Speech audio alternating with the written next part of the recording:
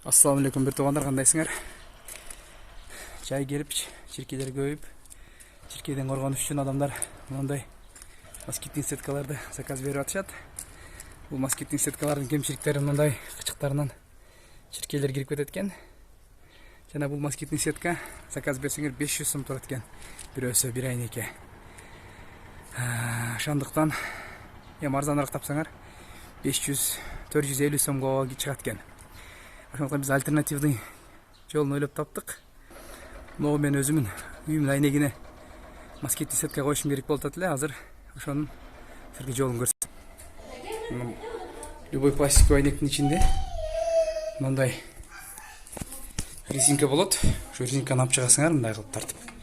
Жеңил эле чыгат.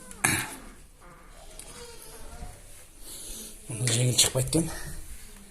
Мындай кылып туруп тартсаңар чыгат. Мындай кылып туруп чыгарып таштайсыңар дагы. Аны айнекте көрсөтүлгөн.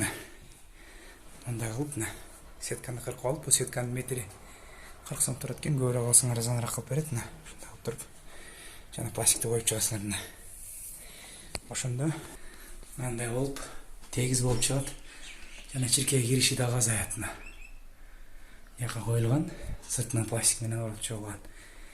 Ошо YouTube каналга лайкты басып жазгыла жана комментарийиңерди жазып кеткиле.